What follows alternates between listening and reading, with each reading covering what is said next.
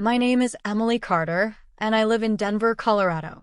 I never thought a single sentence, spoken in the heat of an argument, could cause the person I loved most to walk out of my life. But that's exactly what happened. This is the story of how one careless comparison to my ex-boyfriend nearly destroyed my marriage, and how I came to understand the depth of my mistake. I met Daniel Mitchell 5 years ago at a charity event downtown. He was working in finance, quiet but observant, the type of man who noticed details no one else did.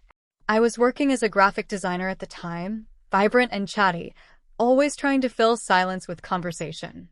When we first talked, he smiled in that patient way of his, like he found my nervous chatter endearing. By the end of the night, he asked if he could take me out for coffee, and that simple gesture turned into a love story that grew steadily and naturally. Our marriage wasn't a whirlwind romance filled with drama or over-the-top gestures. Instead, it was built on steady routines, evening walks after dinner, shared jokes about silly things, and the comfort of knowing someone truly had your back. That's what made my mistake so devastating. Daniel was never the kind of man who deserved to be wounded by careless words. For context, before Daniel, I had dated a man named Jason. He was the opposite of Daniel in almost every way, flashy, impulsive, full of energy that drew people in. But Jason was also unreliable, selfish, and careless with my feelings. He had cheated on me, and by the end of our relationship, I was emotionally drained. When Daniel came into my life, his steadiness and loyalty felt like the safest place I had ever known. I thought I had buried Jason in the past, but that ghost showed up in my words one night and shattered everything. It was a Thursday evening. I had come home from work exhausted, frustrated with a client who kept changing their mind about a project. I walked into the apartment, already irritated, and Daniel was sitting at the kitchen counter working on his laptop. He looked up, smiled, and asked, "Hey, how was your day?" Something in me snapped.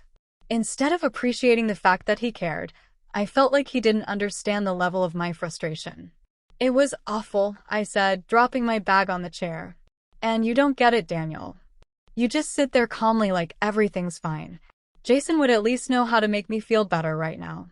The second the words left my mouth, I wished I could snatch them back. The silence that followed was louder than any shout. Daniel's face fell, his lips pressed into a thin line, and he closed his laptop slowly. "You compared me to Jason?" he asked quietly, his voice steady but full of hurt. I panicked. "Daniel, I didn't mean it like that. It just came out. I was frustrated." But the damage was already done. Daniel stood, grabbed his jacket, and said, "Emily, I can handle a lot, but being compared to the man who hurt you, that's not something I can just overlook." I rushed after him, pleading, "Please don't go." I didn't mean it. But he shook his head. "I need space." And with that, he walked out the door. That night felt endless. The apartment was unbearably quiet without him. I replayed the moment over and over in my head. Why had I even mentioned Jason? It wasn't that I wanted Jason back or even thought he was better. The truth was, Daniel's calmness, something I usually cherished, had frustrated me in that stressful moment, and instead of explaining my feelings, I lashed out with the most hurtful comparison imaginable. He didn't come home that night. I barely slept, checking my phone constantly, hoping for a text or call. But nothing came. The next morning, his side of the closet looked painfully untouched. His coffee mug sat on the counter where he always left it, and yet he was gone. I went to work in a daze, but I couldn't focus. My coworkers noticed my silence, but I brushed it off. When I got home, still no sign of him. By the third day, panic set in. I called his sister, Melissa, who lived in Boulder. She told me he had gone to stay with her. She didn't say much, only that he was hurt and needed time. I wanted to drive over immediately, but I knew I had to respect his space. The following week was torture. I realized just how much Daniel filled every corner of my life. The little routines we had, his habit of making oatmeal in the mornings, the way he double-checked that I locked the door, his quiet humming while reading, suddenly became gaping absences. And the guilt was crushing. After several days of silence, I wrote him a long email. Not an apology filled with excuses, but a genuine explanation of my feelings. "Daniel, I compared you to someone who hurt me deeply, and that was wrong. You are nothing like Jason. You've shown me love, loyalty, and patience that I never thought I deserved. My words came from frustration with myself, not with you. I understand if you need more time, but please know that you are the only man I've ever wanted a future with. I didn't know if he would read it, let alone respond. But 2 days later, my phone buzzed with a message from him. It was short, but it made my heart race. Let's talk. We agreed to meet at our favorite cafe downtown. When I walked in and saw him sitting there, I almost broke down crying. He looked tired, his usually neat hair slightly disheveled, but his eyes still held that kindness I had fallen in love with. He let me speak first. I told him everything. How I had carried unhealed wounds from Jason, how I had unfairly let them surface in our argument, and how deeply sorry I was. I promised him that I would never weaponize comparisons again, because he deserved better than that. Daniel listened quietly.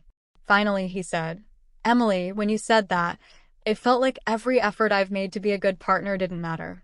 Like I was being measured against someone who didn't care about you. That hurt more than I can explain." Tears welled in my eyes. I know. And I hate myself for making you feel that way. I don't want Jason's name to ever come between us again. He's my past, and you're my present, and my future. Daniel sighed, looking down at his coffee cup. After a long pause, he said, "I love you, Emily. That hasn't changed. But I need to know that when things get hard, you won't reach for old wounds to hurt me. I need to trust that you'll come to me honestly." I nodded fervently. "You have my word. I'll do better. I'll fight for us the way you've always fought for me." It wasn't an instant fix. He didn't come home that night, but over the next few weeks, we slowly rebuilt what had been broken. We went to couples counseling, where I learned how to express frustration without resorting to comparisons or hurtful words. Daniel learned to open up more when my emotions felt overwhelming. One evening, a month later, he moved back into our apartment. I will never forget the relief of seeing him carry his bag inside, place his keys on the counter, and smile at me in that way only he could. We hugged for what felt like hours. The truth is, marriages are fragile, even when built on love. Words matter. I learned the hard way that comparisons, especially to an ex, are like cracks in glass. Once made, they spread unless repaired with care and patience. Daniel and I are still together today, stronger because we faced that storm. I will never forget the night he walked out, nor the fear that I had lost him forever. It taught me to guard my words, to honor the love we share, and to never let the shadows of the past